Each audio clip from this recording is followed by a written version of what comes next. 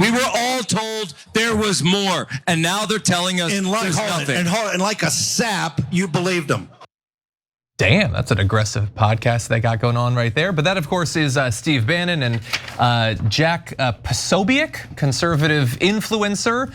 And they're fighting, as seemingly everybody in the MAGA world is fighting, over the perception that Donald Trump is the head of a massive effort to cover up Jeffrey Epstein and his files and his client list and all of that. And so Bannon is now lumping Posobiec in, not just as a person who had talked about the conspiracy, but that might have actually been a participant in the cover up himself. And so we're gonna get to that, as well as the many other fights that aren't just imperiling perhaps the MAGA electoral chances, but might even result in people leaving the administration. And so we're gonna get to all of that. But what, Cenk, are you delighting in all the chaos? I am, but I'm not delighting in the files not being released and the government lying to us in preposterous ways. And apparently other people are not delighting in it, because one of the things we're about to tell you is Dan Bongino is considering leaving the administration. He's apparently furious. But are they really going to do anything? They can fire Pam Bondi as a scapegoat, Bongino can leave. But unless they release the files or actually prosecute a single rapist, none of that is going to matter. Anyway, we'll have all those amazing details coming up for you guys, but also the detail of, turns out the prison tape that they said was raw, not raw. Wired magazine, excellent article explaining that it was edited. I mean, this is an epic disaster for the government, for Trump, for every part of this. And as you can see here, I mean, that's Steve Bannon in that first video yelling at Posobiec that he was a sap for participating in the Trump administration stunt about the Epstein Files. So that's like MAGA on MAGA crime live on the air.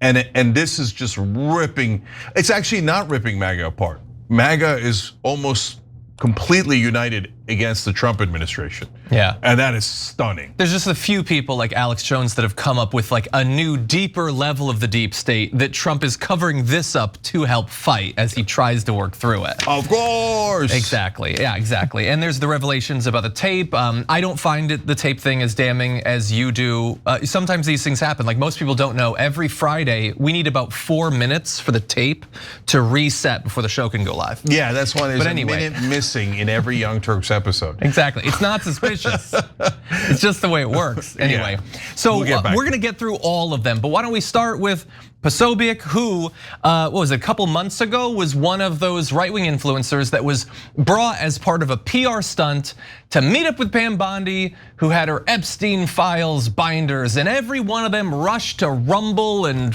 wherever the hell they do their shows to say, we're gonna blow the lid off this thing and we're gonna take down the Clintons, and then nothing happened because there was nothing of note in the binders, which in hindsight now might have been the first indication that nothing at all was going to come of this. But so that's Posobiec's role, is that he received the binder, and that's what Bannon, I think, is implying, that he was a sap, that he was a participant in the cover-up, not just a guy who sort of is commenting on it now. But that said, now that you understand that background, why don't we get a little bit more between those two?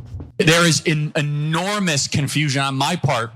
We're told that there's a list on a desk where, Jack, I don't want to get into your whole thing, but how I get told used. That's phase one, right? I get told that's phase one. It's not Jack's fault. Jack was used. I hope you guys understand that. Thank you, Charlie. But I was told there'd be more. We were all told there was more, and now they're telling us there's nothing. And like a sap, you believed them. You're from the intelligence community. Jack Posobiec, you're from the intelligence community. They're playing us. They're playing all of us. By the way, it's just not the media. Screw the media. They're part of it. Recovering. So yeah, Bannon's really on fire, pointing out that Posobiec was from the intelligence community. He means naval intelligence, not that he's an intelligent person. So don't worry about that. But anyway, they were doing that at this Turning Point USA Student Action Summit. They have these summits seemingly every single weekend, and they go there to all stand rather than sitting while doing these shows. But anyway, they're not just mad, the attendees were mad too. And so let's turn now to some of that. We want to put America first. Like, we're here for the Republican movement, right? But we aren't really seeing it with this administration. I mean, when are we gonna get what we voted for? Yeah, we're getting lied to. The pedophiles aren't being rounded up. The people aren't getting deported. We're not getting what we asked for. Do you agree with a special prosecutor has to be an independent special prosecutor has to take over? Do you believe that DOJ and FBI right now, with the guys who we're all close to, Pam Bondi, Dan Bongino, Kash Patel, do you think they have any credibility left to pursue this? No, and I'll tell you exactly why, Steve, because in 2016, we trusted the plan with Trump, but now Trump has become the deep state. The exact thing we voted him in. Why do you say he's become the deep state? What is more deep state than covering up for pedophiles? Why would you go to that island? Why? Tell me, why would you go to that island? Looks like that guy might be choosing the Elon Musk side of the split, but yeah, they were very fired up against Donald Trump, and not just Donald Trump. I would imagine is going to end up trying to save himself. He's going to start pointing the finger. He always does that. He throws people under the bus, and that might even be what's happening, which we'll get to. That no, it's not actually him. It's these other people, but all of those people are his people, trusted people on the right, trusted people in the Trump orbit. Pam Bondi's his personal lawyer. It's not a holdover from the previous administration. He specifically chose her after Matt Gaetz got rejected. But either way, he loved both of them. And so there's still a little bit of weird cognitive dissonance when you have like the second guy who talked, who's like, well, I don't know, we're not getting what we paid for. And he's like smiling while talking about the fact that the guy he trusted most in politics is covering up for elite pedophiles. Like that on some level, this is still kind of a game in some way, but at least you did have people willing to say that they feel betrayed, and not just by the potential scapegoats, but by Trump himself. Guys, if you're on the left and you're not seeing it, and I get it, you might not see it because of the different media that you consume. No, 90% of MAGA is in rebellion. And so this is not like, oh yeah, they're full of crap and it's not real and they're all lying. No, this is not close. Those guys are real. And you can tell when they're real or not when they say things like, yeah, what the hell, man? They didn't round up all the stupid immigrants. Like you could, like they still have their points of view that we can't stand, right? And that we totally disagree with. But this is, the Epstein Files is the very, very core of MAGA. So like when this is now MAGA versus Trump. And if you're not like, so are some MAGA making some small excuses for Trump? Sure, right? And are some of the influencers trying to misdirect, like Alex Jones? Oh, they were too big to jail, so that's why we should let the rapist bankers go. And Trump is being a genius by letting him go. Well, he's saying that he's using it as blackmail material over the world leaders. Yeah, whatever, like some nonsense, right? But nobody's even buying that, not in core MAGA.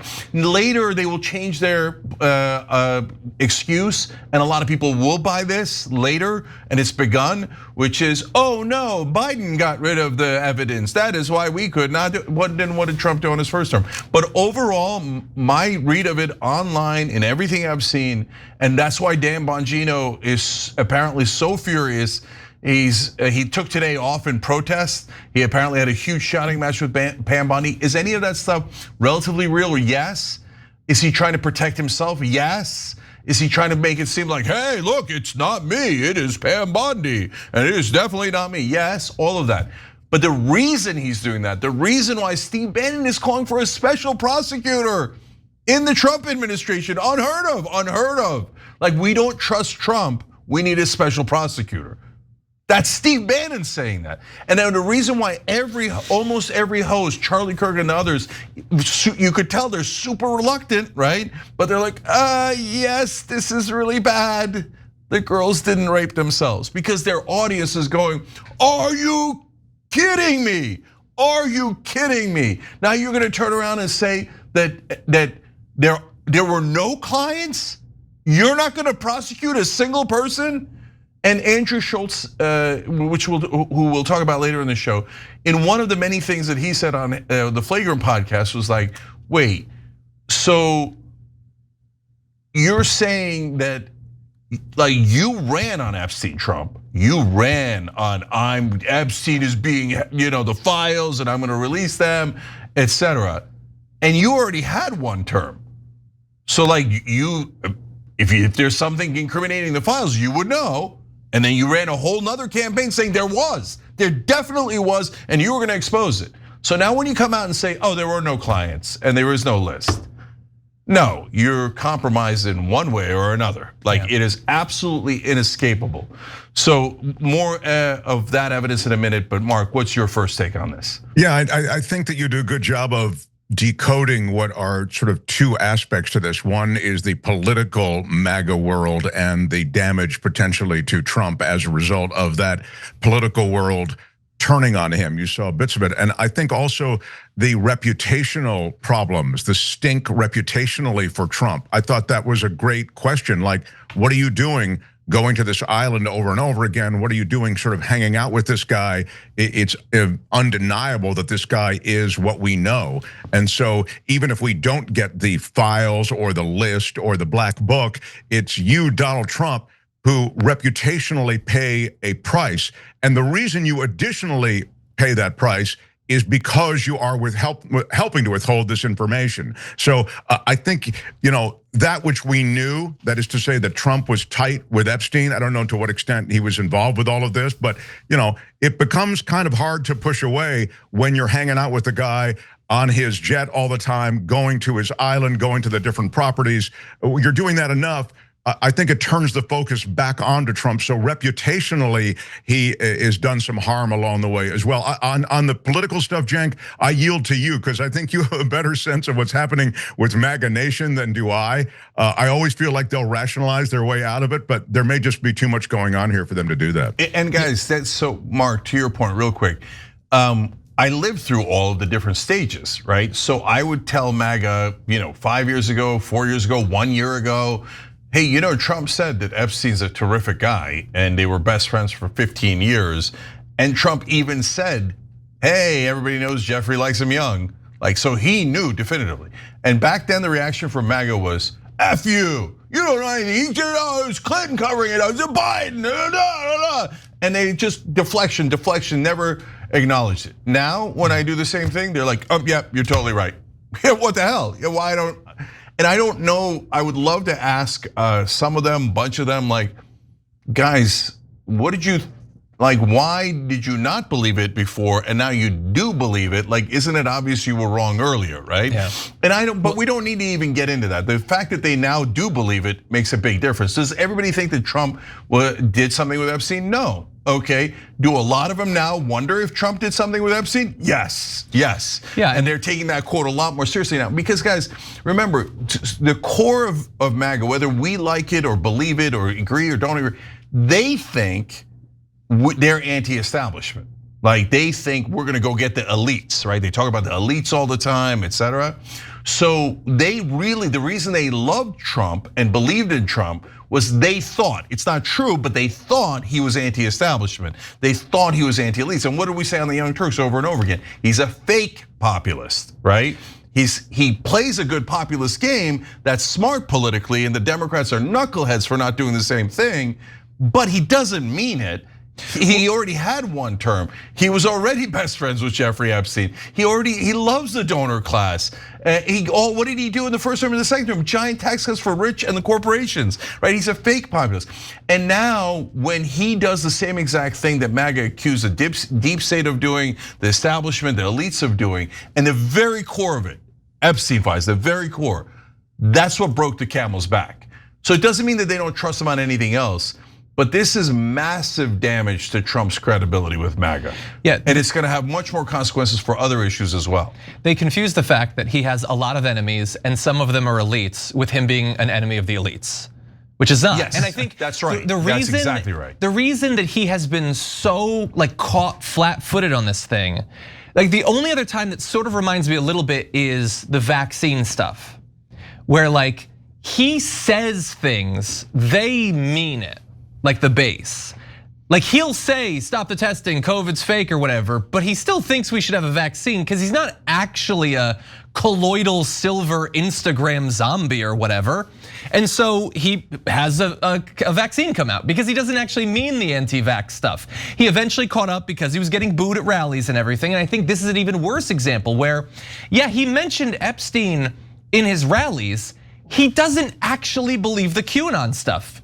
And he doesn't get that it's a helpful game to him to get people fired up, but there's millions of, not just Republicans, but predominantly Republicans that believe it more than they believe literally anything else. And so for him, it's like, yeah, we had fun with that during the campaign, but now I'm in power and now it's about tax cuts. So shut up with your stupid conspiracy theories. And he doesn't get that they believe that. Every time you ring the bell below, an angel gets his wings. Totally not true, but it does keep you updated on our live shows.